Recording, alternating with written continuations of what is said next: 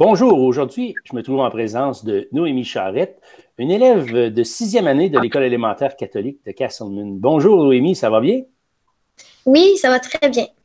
Merci. Merci de prendre du temps aujourd'hui.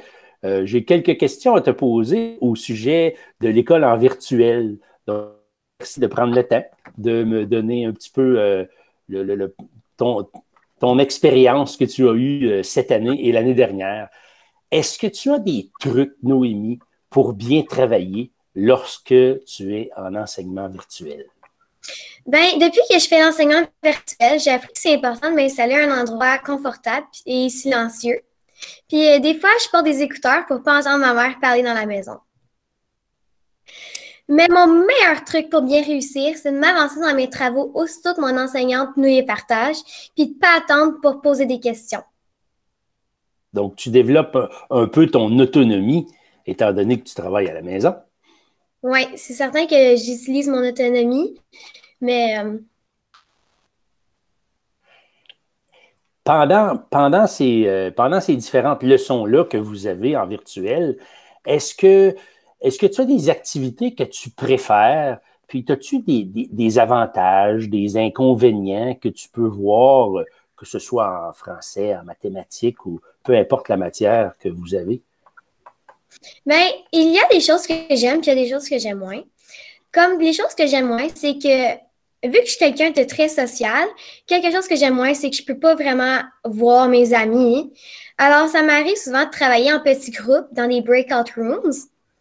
Ça, c'est comme un petit meet pour que tu puisses travailler avec tes amis pour faire tes travaux. Ou même des fois, je peux appeler mes amis afin de faire nos travaux ensemble.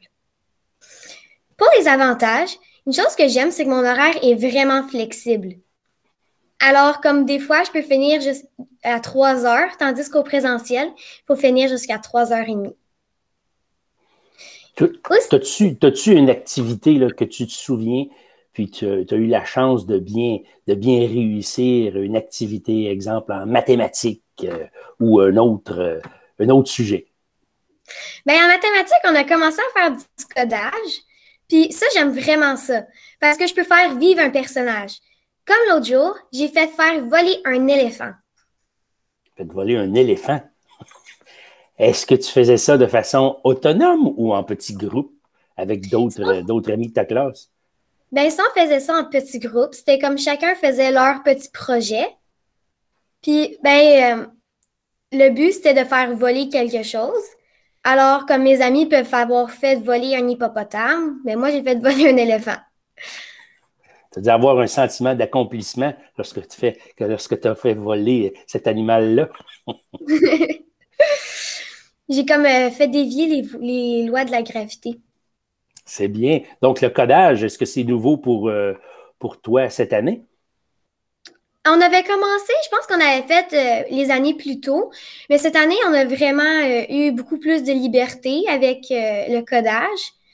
Comme je peux faire parler un personnage ou même le faire danser. Si je comprends bien, tu te débrouilles assez bien en enseignement virtuel, mais il n'y a rien qui remplace l'école lorsque tu es en présence de tes amis, n'est-ce pas? Oui, c'est Oui, certain que j'aime parfait. beaucoup plus ça. Écoute, Noémie, je tiens à te remercier énormément pour le partage que tu viens de nous donner aujourd'hui. Je suis convaincu que tu dois inspirer des élèves de ta classe lorsque tu travailles, peu importe à l'école ou bien en virtuel.